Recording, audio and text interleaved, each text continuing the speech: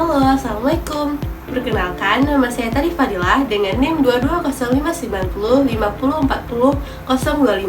Nah, di sini saya ingin menjelaskan sedikit tentang tindak pidana kejahatan siber yang sering dilakukan di dunia maya.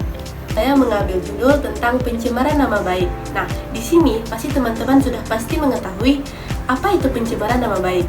Karena di kalangan sekarang, pencemaran nama baik tersebut sudah sering sangat dilakukan oleh remaja-remaja, baik itu masih di bawah umur, remaja-remaja yang sudah berusia, dan maupun yang lanjut usia.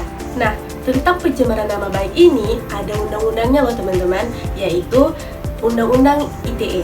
Nah, pasalnya dalam Undang-Undang ITE pencemaran nama baik ini juga ditegaskan sebagai salah satu perbuatan yang sangat dilarang.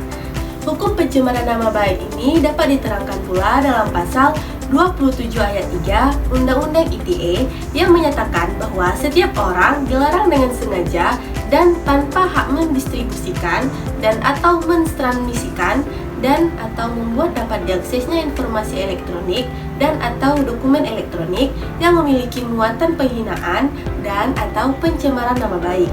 Ditambah dalam penjelasan pasal 27 Undang-Undang ITE Junto Undang-Undang 19 tahun 2016, hukum pencemaran nama baik dalam Undang-Undang ITE mengacu pada ketentuan pencemaran nama baik dan atau fitnah sebagaimana diatur dalam KUHP.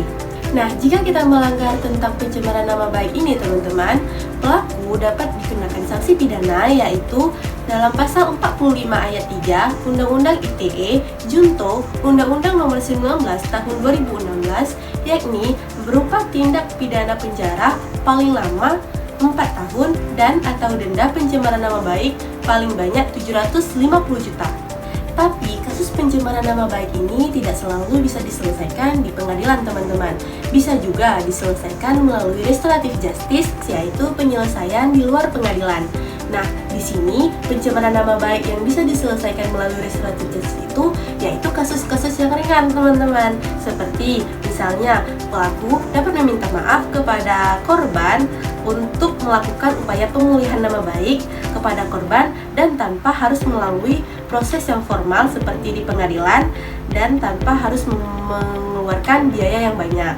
Kasus pencemaran nama baik yang diselesaikan melalui restoratif justice ini dapat diselesaikan dengan mediasi, yaitu di mana pelaku dan korban difasilitasi untuk berdialog dan mencapai kesepakatan yang sangat memuaskan bagi kedua belah pihak. Kasus pencemaran nama baik yang dapat diselesaikan di restoratif justice ini hanya kasus-kasus yang ringan loh teman-teman, karena dia masih bisa untuk kita mediasikan, masih bisa untuk kita selesaikan secara kekeluargaan. Kalau misalnya pencemaran nama baik ini sudah di level yang atas, sudah berat, berarti kita harus melaporkannya ke pihak yang berwajib, teman-teman. Nah, di sini saya akan memberikan saran kepada teman-teman agar kita terhindari dari kasus pencemaran nama baik.